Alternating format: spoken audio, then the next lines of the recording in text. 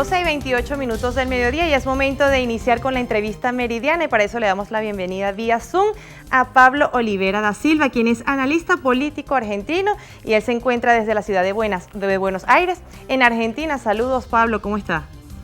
Muy buenas tardes, ¿cómo están?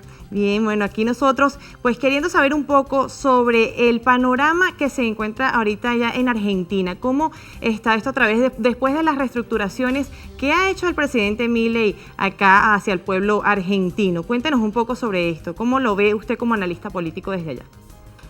Bueno, lo que primero ha ocurrido básicamente es la toma del poder del presidente Milei, haciendo algunas reformas que tenían que ver con lo más estructural y urgente.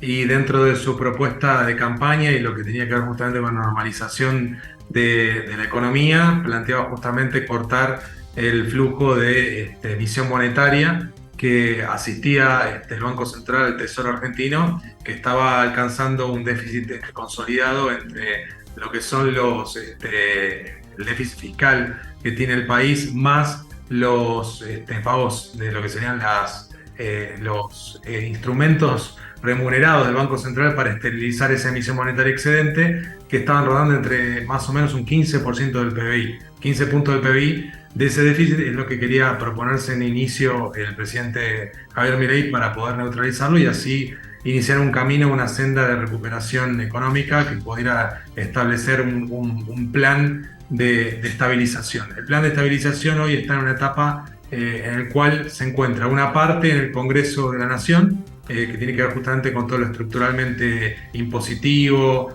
fiscal y que tiene que ver justamente con las reformas que se está planteando para dar un giro copernicano de 180 grados en lo que es la matriz administrativa y económica argentina, ¿no? O sea, partir de un cambio conceptual que es básicamente la campaña de Milei, ¿no? Hablando de la libertad, hablando justamente de su mirada libertaria, haciendo justamente que todo lo que tiene que ver con estructuras del Estado que están basadas en regulaciones o limitaciones a la acción económica del país sean erradicadas.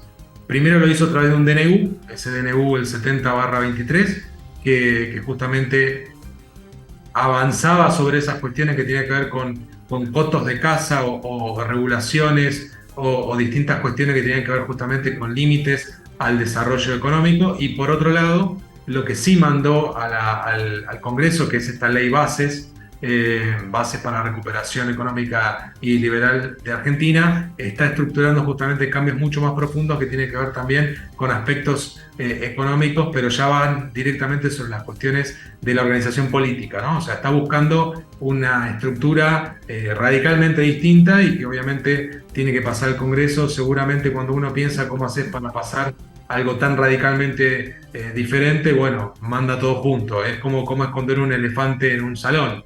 Mandó una manada de elefantes y ahí es donde justamente está la discusión política que comienza esta semana mismo con las sesiones extraordinarias que se extenderían durante todo el mes de enero. Dentro de la mirada del presidente, su idea es avanzar rápido con este proyecto de ley, que es enorme, realmente tiene cambios estructurales muy grandes y que seguramente tenga una poda muy profunda, más que nada por la dispersión y la atomización que hay hoy en el Congreso después de las elecciones de octubre, ¿no? Claro, Pablo, y además que, bueno, también este decreto de necesidades que expresaba el presidente Milei en su momento que iba a beneficiar a la población argentina, pero por el contrario ha beneficiado a las empresas, ¿no? Y ese es el descontento de las personas en estos momentos, ¿cierto? Por un lado, la realidad es que el decreto entró recién en vigencia y tiene más que nada que ver con aspectos que organizan a la vida social de las personas y que en un caso muy concreto, hoy cualquier trabajador puede elegir si su aporte para obra social va a una obra social, a una prepaga y no tener que triangularlo. Inclusive hay cuestiones que tienen que ver justamente con la libertad de elección, a la forma de elegir básicamente qué va a hacer con sus dineros, con sus fondos. Esto básicamente es un inicio, o sea, hoy lo que hay es en realidad un proceso que está acomodándose la economía a lo que fue la emisión monetaria de lo que es el candidato que perdió en la elección, Sergio Massa, que era ministro de Economía, y que durante básicamente los últimos 4 meses del último tramo de gobierno llegó a emitir 5.000 millones de pesos a la economía, aumentando la base monetaria de una manera dramática.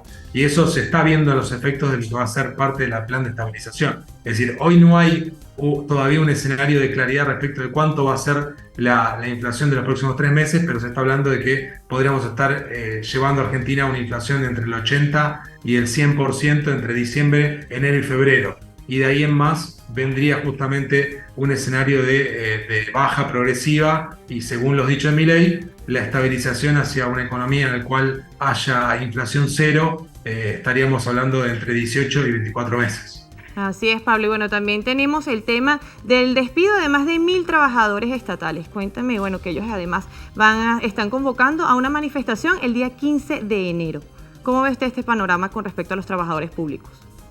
Sí, en Argentina ha habido justamente un estancamiento de lo que es la creación de empleo desde el año 2011. Los empleos privados no crecen y lo que sí ha crecido fue el empleo público a distintos niveles, ¿no? A nivel municipal, a nivel provincial, a nivel nacional. Y hay reparticiones que tienen empleados y que, bueno, se ha notado a partir justamente de la toma de poder del presidente Javier Milei, que aparecieron empleados que no venían a trabajar desde la pandemia.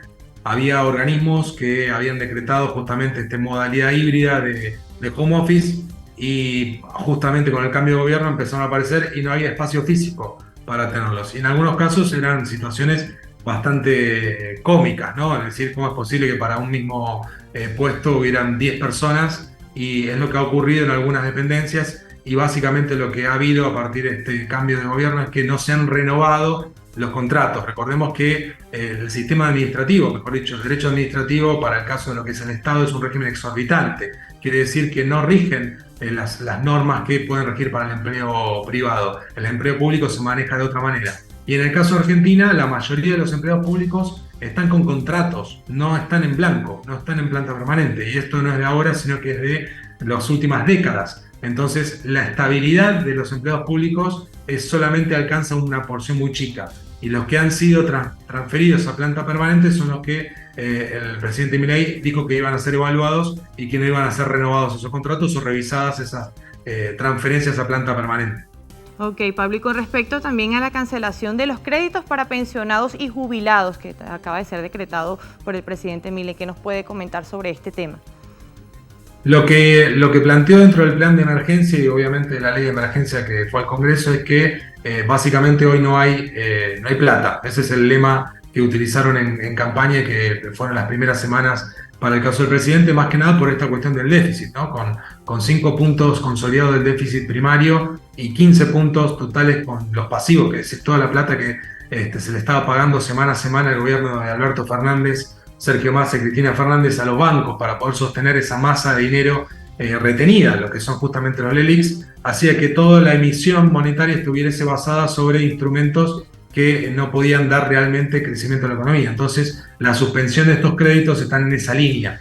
Sin embargo, el presidente ha dicho que dentro de lo que está pidiendo el Congreso es eliminar la fórmula de actualización de los ajustes previsionales para jubilados y pensionados para poder ir a una fórmula nueva que tenga que ver justamente con compensar esta pérdida que ha tenido los jubilados y pensionados de Argentina, que en el caso del último gobierno estuvieron por arriba del 35% de pérdida del poder adquisitivo. Entonces la idea es ver cómo se puede establecer una fórmula que no pierda con la inflación, siendo que en Argentina la inflación se ha acelerado mucho en el último año.